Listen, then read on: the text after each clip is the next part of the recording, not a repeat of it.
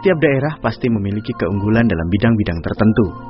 Keunggulan yang ada tersebut dapat maju dan berkembang jika didukung dengan melakukan berbagai inovasi agar memiliki daya tarik tersendiri. Karanganyar sebagai salah satu kabupaten di Provinsi Jawa Tengah saat ini mengembangkan inovasi baru dengan membentuk klaster, yaitu klaster biofarmaka. Kabupaten Karanganyar merupakan salah satu sentra tanaman biofarmaka yang menyediakan bahan baku jamu tradisional secara melimpah yang tumbuh secara alami maupun dibudidayakan oleh petani baik perorangan maupun secara berkelompok. Klaster biofarmaka di Kabupaten Karanganyar ini bergerak dalam bidang pembudidayaan dan pemasaran empon-empon atau tanaman obat. Klaster ini menaungi 10 kelompok tani yang meliputi 6 kecamatan, yaitu Kecamatan Jumantono, Mojogedang, Kerjo, Jatipuro, Jumapolo, dan Ngargoyoso. 6 kecamatan di Kabupaten Karanganyar ini merupakan daerah potensial untuk tanaman biofarmaka seperti kunyit, temulawak, jahe emprit, sambiloto, temu kunci, lengkuas, dan lainnya baik yang tumbuh secara alami maupun yang dibudidayakan. Dengan adanya pengembangan dan penguatan klaster biofarmaka ini, diharapkan dapat menjadi klaster unggulan dan menjadi daya dukung dalam peningkatan perekonomian para petani menuju masyarakat yang sejahtera. Oke, dengan keberadaan klaster di Kabupaten Karanganyar ini historisnya adalah karena 3 tahun yang lalu, tepatnya 4 tahun yang lalu, petani ini di Kabupaten Karanganyar yang namanya tanaman pon-pon itu sudah membudidaya. Jadi budidayanya itu tidak hanya dibudidaya, tapi tanaman ini bisa tumbuh secara alami. Namun demikian pada saat-saat seperti itu, tanaman ini tidak laku dijual. Artinya kita jual harga 300 sampai 400 pun pedagang tidak mau membeli. Nah, dengan adanya kelompok di Kabupaten Karanganyar atau dengan adanya Gapotan, karena di Karanganyar itu sendiri setelah terbentuknya kelompok dan Gapotan, di mana Karanganyar ada 17 kecamatan terdiri dari 177 gapotan dan terdiri dari 1.666 kelompok. Akhirnya dari setiap pertemuan-pertemuan itu adanya suatu permasalahan akhirnya berusaha untuk mengatasi masalah. Salah satunya untuk mengatasi masalah itu diimbau dengan adanya imbauan dari Bupati bahwa di Kabupaten Karanganyar diharapkan tidak sejangkau tanah pun yang tidak bermanfaat. Nah, padahal di Kabupaten Karanganyar itu sendiri yang namanya lahan itu lahan kering, kebetulan itu mayoritas lahan tegakan. Nah, di lahan-lahan tegakan itu tidak dapat ditanami secara tanaman pangan, artinya yang produktif. Salah satunya tanaman yang cocok adalah tanaman pon-pon. Dalam hal ini akhirnya ditangkap oleh pemerintah, kemudian khususnya difasilitasi oleh Balitbang Provinsi, kemudian terciptalah klaster biofarmaka. Penguatan klaster biofarmaka ini meliputi berbagai aspek seperti pengelolaan sumber daya, akses permodalan, perluasan jaringan pemasaran, teknologi budidaya, manajemen kelembagaan, sarana prasarana, dan pengawasan. Kabupaten Karanganyar telah bekerja sama dengan beberapa industri besar seperti Borobudur dan Sidomuncul dengan mensuplai hasil panen tanaman obat. Seiring dengan perkembangannya, klaster ini tidak hanya sebagai pelaku budidaya, tetapi diharapkan sebagai pelaku usaha. Untuk itu, dibentuklah koperasi yang menampung dan menangani permasalahan yang ada di Kabupaten Karanganyar.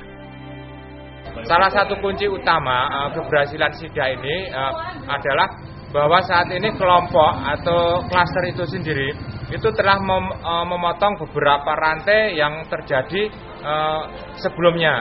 Kalau zaman sebelum adanya klaster ini, jangankan kelompok Gapotan itu sendiri belum bisa untuk menjual ke pabrikan. Jadi Gapotan itu masih melalui pedagang lokal atau pengepul atau mungkin supplier.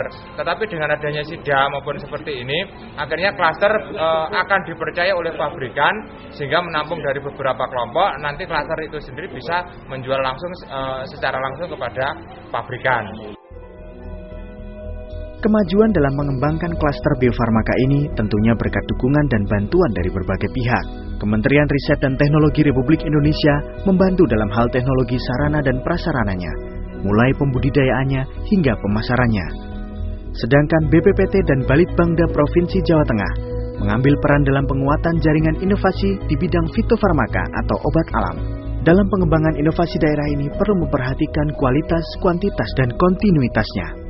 Itu dengan adanya turunnya kepercayaan dari Menristek yang telah memfasilitasi salah satu alat untuk uji coba, bukan alat untuk produksi Pak ya, agar nanti kita tidak menggunakan ini lagi secara manual.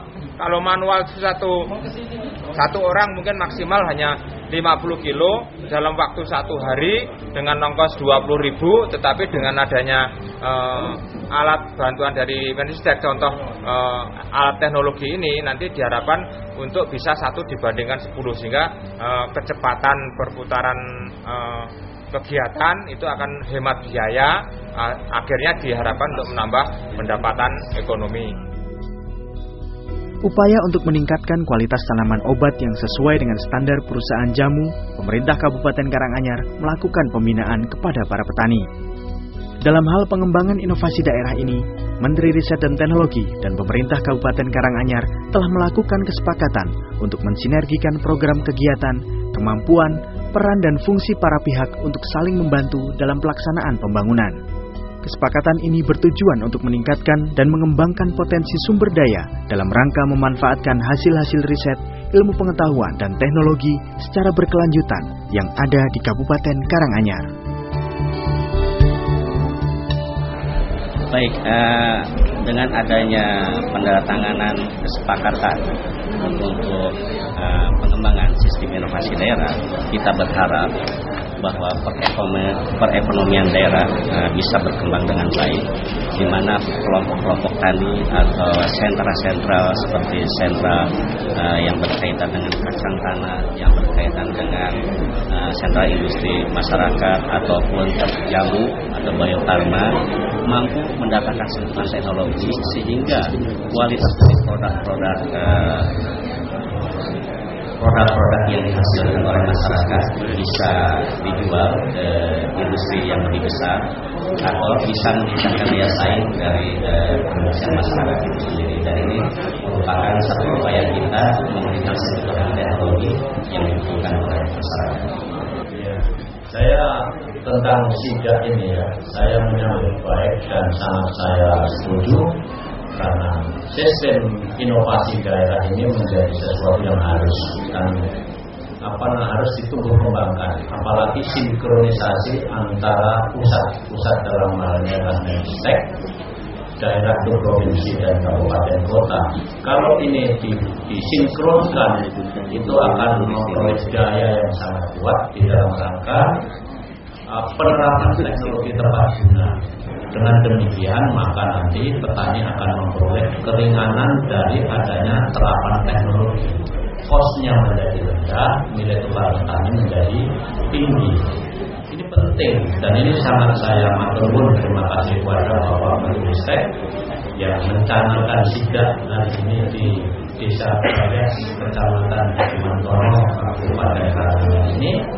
Saya berharap kesepakatan dan MOU yang telah disepakati ini para bupati wali kota yang tadi sudah menunjuk benar-benar ditindaklanjuti, karena ini manfaatnya sangat besar, sinkron dengan konsep bangun desa, sehingga potensi-potensi yang ada di Jawa Tengah ini dengan SIDA ini semakin akan tumbuh dengan baik karena didukung inovasi teknologi. Saya akan karena tidak saat ini berarti yang terpenting adalah bagaimana kita akselerasi perkembangan bagaimana masyarakat kita untuk mempersiapkan bagaimana kesejahteraan dengan sistem inovasi dari masyarakat dan yang terpenting bagaimana pengelolaan juga sumber daya gunaan kesemuanya nanti yang kemarin dikatakan sama manual. Tentunya masyarakat sekarang lebih cepat dan tentunya membuat semangat masyarakat Kabupaten Karanganyar dalam segala hal yang dinamakan percepatan untuk ekonomi.